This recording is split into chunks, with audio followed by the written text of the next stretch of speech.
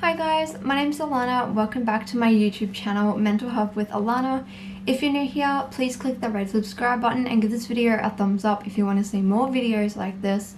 I also have specific playlists on my channel if you're interested in a specific topic of mental health, so that will make it easier to find videos. I also wanted to mention quickly that I have a business called Care Boxes by Alana.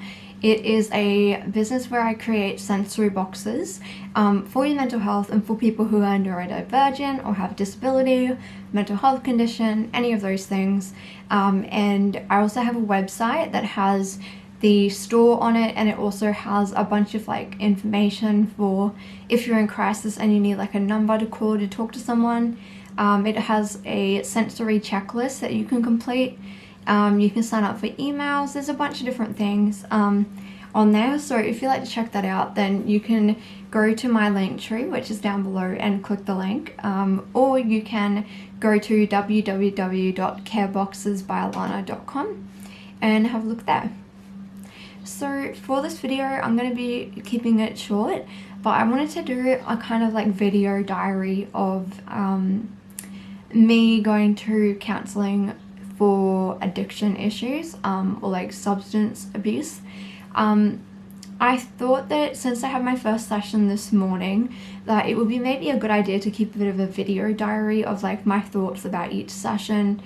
Not only will it help me have some sort of thing to look back on, but it will give me accountability, because I know from making videos and talking about this issue, it gives me more accountability to actually follow through with the changes I want to make. And I'm also doing a addictions day program at the moment, so that's one thing that I've been doing. And then today I have my first session with a organization called Lives Lived Well.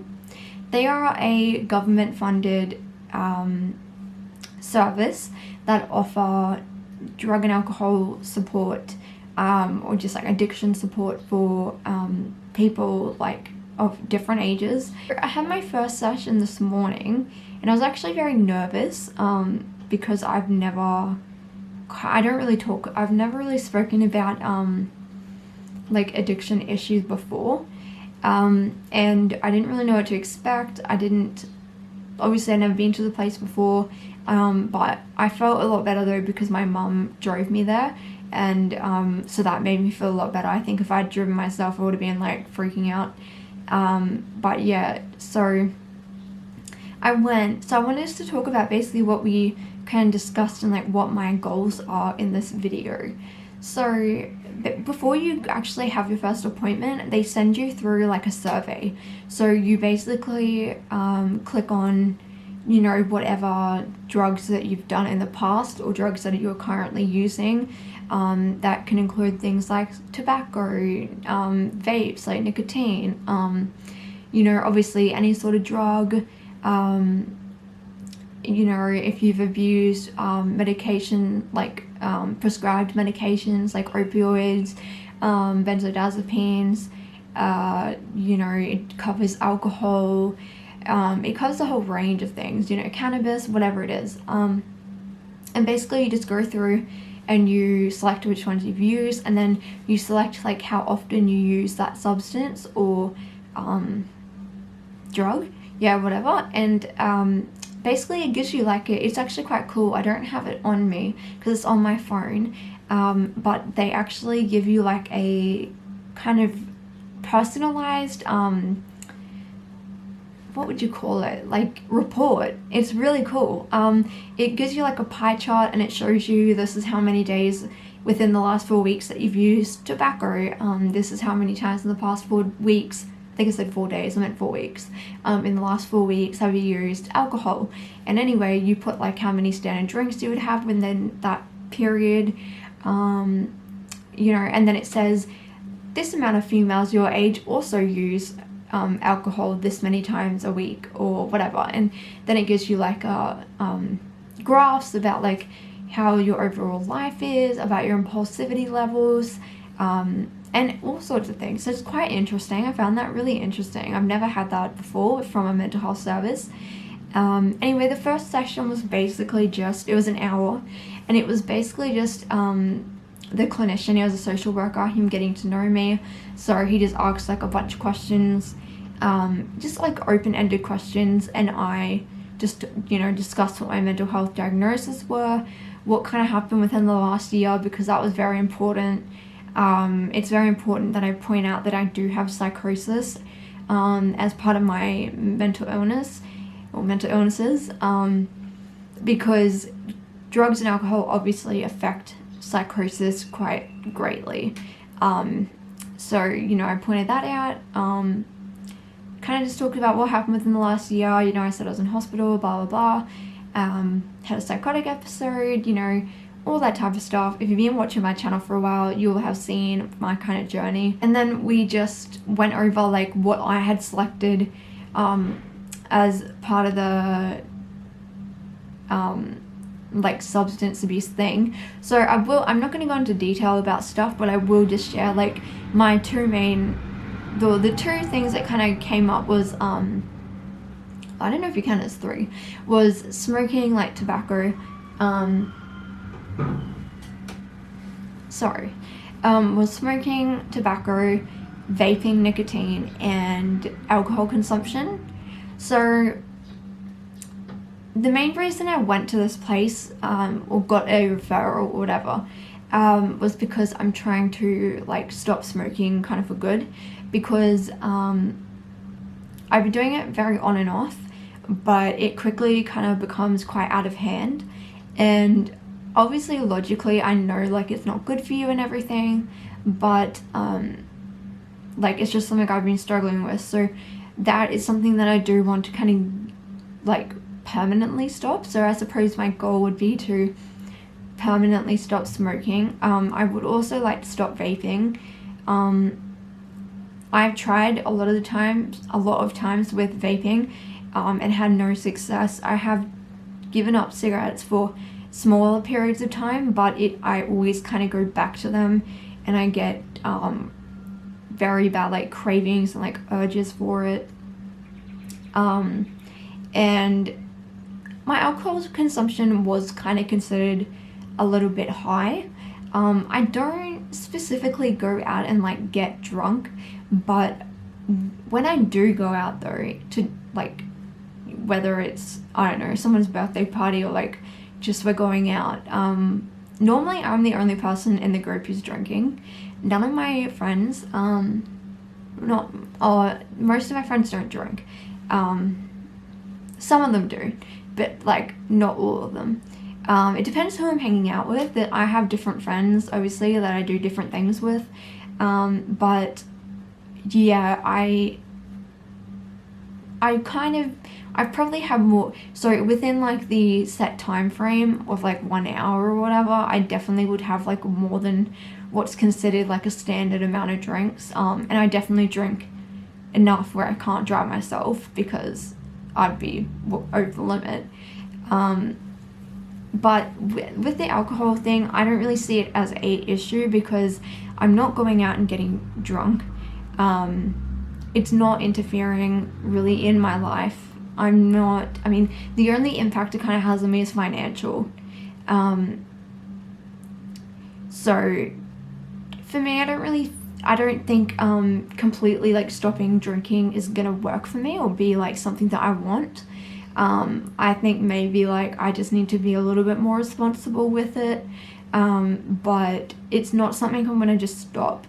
But with the smoking and the vaping, they're two things that I do want to stop, because they have a lot more harm on your body, and they cost, I mean, alcohol's expensive too, but smoking and vapes, like I definitely spend, even on alcohol I suppose, I do spend a large amount of money, and it's actually like kind of ridiculous.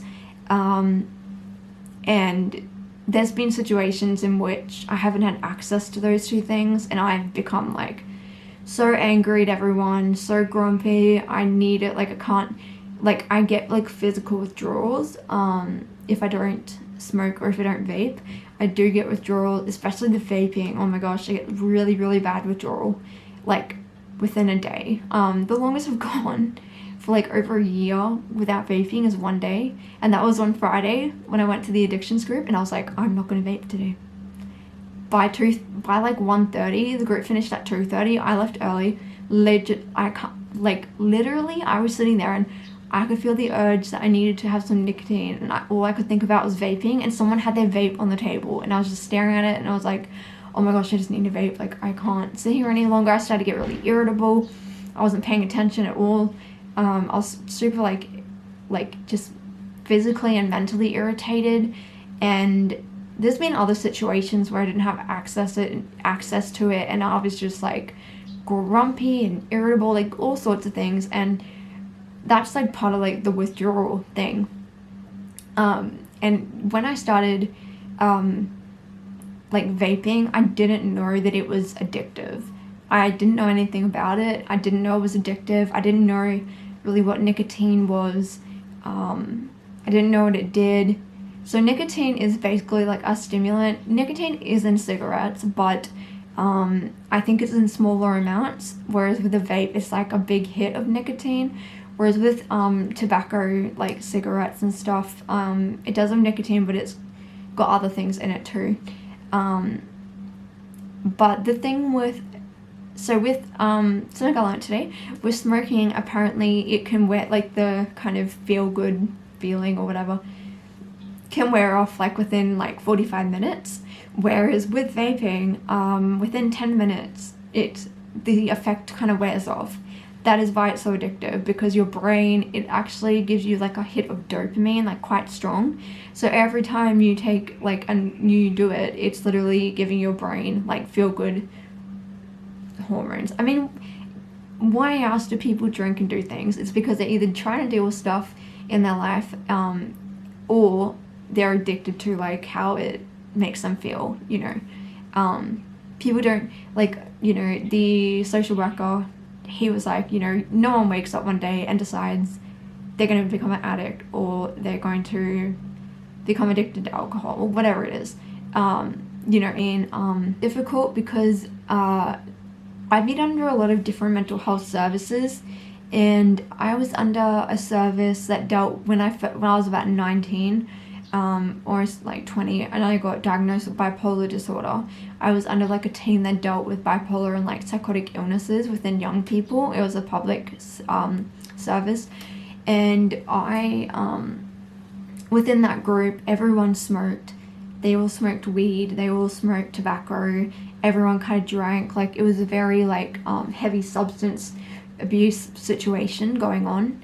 And then I've had like a lot of close friends who smoke all the time, who drink all the time, and I'm not, you know, and then I was in hospital surrounded by people who were smoking, vaping all the time, and I'm not like blaming it on them, because I still made the decision, but like I'm just saying that like I've been in a lot of situations where there's stuff around me all the time, and when you're struggling with it already and then other people are there, it just makes it even harder. So what I'm saying is I'm gonna be more careful about maybe like who I hang around, and stuff like that.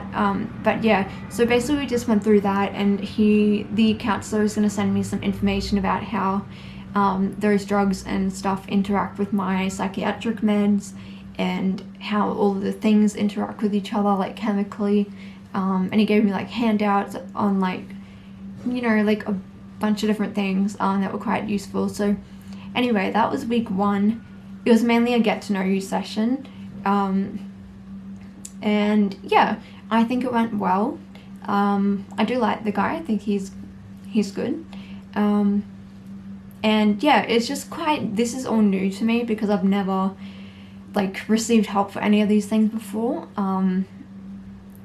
So yeah, I think I just need to focus on one day at a time, and like making that decision to want to stop. And I think I need to start looking at like the bigger picture of things, like how is this going to affect me later on, look at the money that I'm spending on these things, like think about where I want to go with my volunteering or career wise, and like how these things are going to impact that. Like, I need to start looking more at the bigger picture, because I have a really bad problem where I am so caught up in emotions and how I'm feeling in that instant that I just want to fix it. Like, as soon as I feel anything, I'm like, oh, pull out the maladaptive coping mechanisms, like, straight away, you know. And that's what I do to deal with anything. It's like my mind just like straight to there. Okay, yep, this is how I dealt with it. And then for years, okay, this works. And then, you know, well, it doesn't work long term, but it works in the moment. And I have a very bad habit of going after things that just make me feel really good. Like, it's kind of like, because I have bipolar, it's like these things kind of make you feel manic.